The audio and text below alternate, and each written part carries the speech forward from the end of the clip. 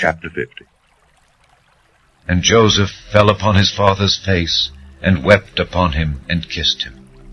And Joseph commanded his servants the physicians to embalm his father, and the physicians embalmed Israel.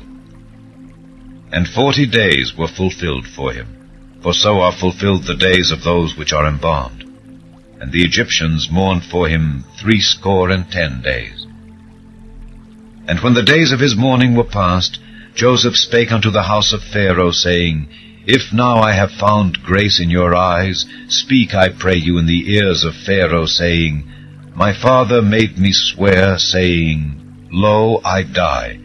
In my grave which I have digged for me in the land of Canaan, there shalt thou bury me.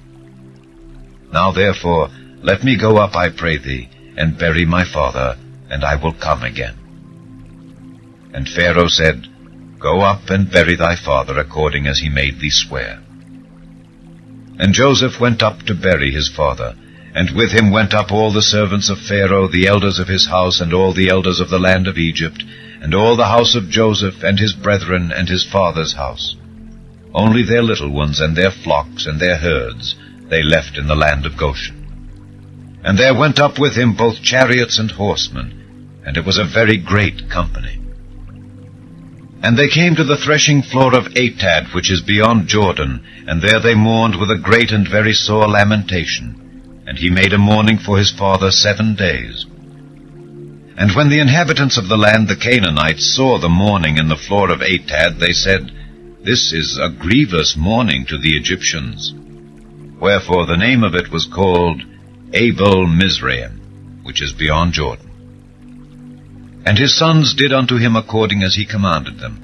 For his sons carried him into the land of Canaan, and buried him in the cave of the field of Machpelah, which Abraham bought with the field for a possession of a burying place of Ephron the Hittite before Mamre.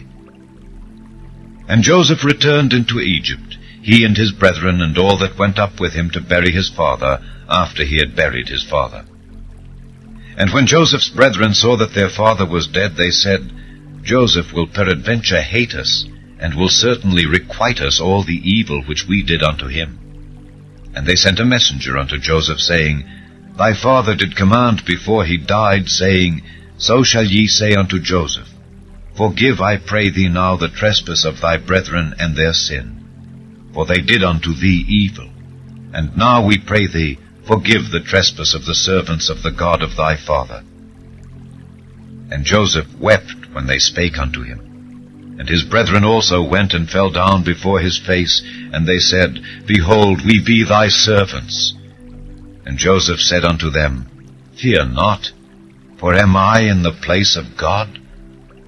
But as for you, ye thought evil against me, but God meant it unto good, to bring to pass, as it is this day, to save much people alive. Now therefore fear ye not.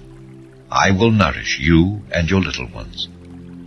And he comforted them, and spake kindly unto them. And Joseph dwelt in Egypt, he and his father's house. And Joseph lived 110 years. And Joseph saw Ephraim's children of the 3rd generation. The children also of Machir the son of Manasseh were brought up upon Joseph's knees.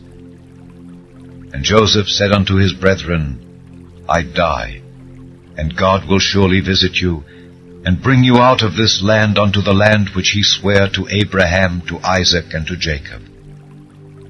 And Joseph took an oath of the children of Israel, saying, God will surely visit you, and ye shall carry up my bones from hence. So Joseph died, being 110 years old, and they embalmed him, and he was put in a coffin in Egypt.